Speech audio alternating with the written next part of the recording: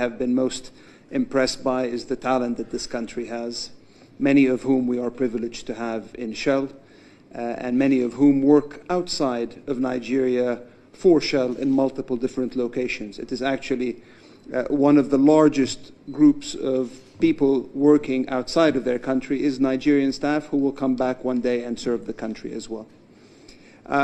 As both the Special Advisor and the GCAO have said, we have really been in a space where we are very keen to invest in Nigeria. But I would say this has not always been the case. Your leadership, your vision has created an investment climate over the last few years that, I will be very honest with you, has propelled us to invest, in particular also as we compare to other investments around the world. Stability in today's environment will honestly have a premium for corporates, because we are investing not for one administration or 5 or 10 years. We want to invest for 20, 30, 40 years. And in the case of Nigeria, for many, many decades. And therefore, as we look today at opportunities to be able to allocate our capital to multiple different countries, I can tell you, and I'm proud to say, Nigeria stands as one of the ones that is attracting more capital than most.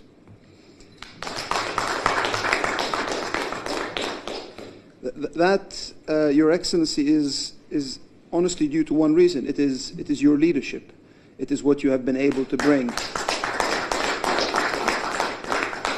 And that leadership, I would also say, has put many of the people that we are working with, your team, are amongst the best that we are dealing with anywhere in the world. And that professionalism allows us to be able to have the confidence, and I would say our partners as well, to have the confidence to continue to invest.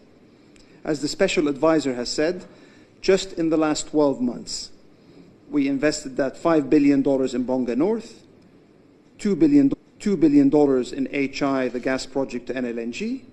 We have also acquired or deepened our interest in Block OML 118, the Bonga block.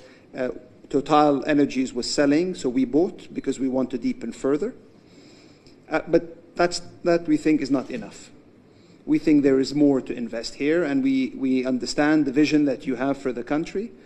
And so we are indeed working on a project, Bonga Southwest, that could potentially, if we get to an FID stage, see us with the partners invest around $20 billion foreign direct investment, half of which will be capital, and the other half will be the operating expenses and the like that will come into the country.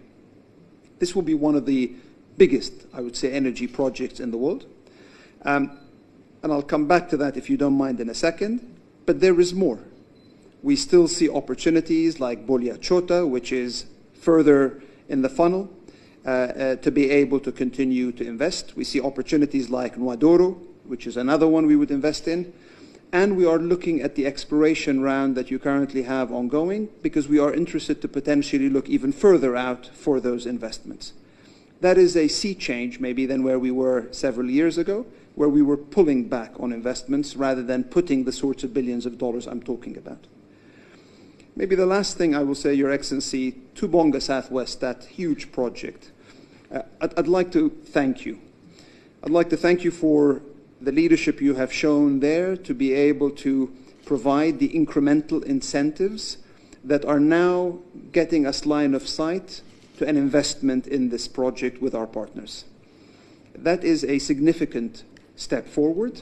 I recognize over the next 2 months, and I would very much ask for your support to now officialize the framework that you have so kindly supported. I think that allows us to now make the next move, and I am pleased to say that on the basis of what we have seen, when we walk out of this privileged audience today, our team will start the pre-feed on that project, looking over the next few months to get it to a level of maturity where we can take it into feed, and as the Group CEO as well said, eventually into FID, hopefully in 2027, and we will look to fast-track that as much as possible. So in short, Your Excellency, I have nothing to ask for but your continued support, and to thank you for what you have already done for the country, and I hope you see Shell as a long-standing partner that allows you to achieve the great visions that you have set for the country. Thank you, Your Excellency. Today, I can proudly say that confidence is returning to our investment environment. Hearing from you now, I could guarantee you that when I assumed the responsibility of this office, the pledge I made to people of the country and my background is to ensure transparency and to be competitive in every way possible.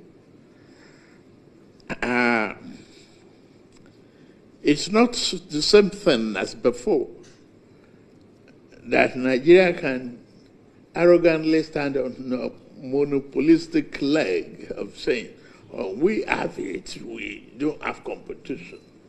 Well, if I look around my geography, I see Guyana, I see other countries struggling to attract the same investment from the same basket. So what do? Must encourage, invest, and incentivize the opportunities. And that's what I'm doing. I like what Shell has done, and your partnership with Vesu and all of that. There's no better time to do it than now. And I want to assure you that what we promise is what we will deliver.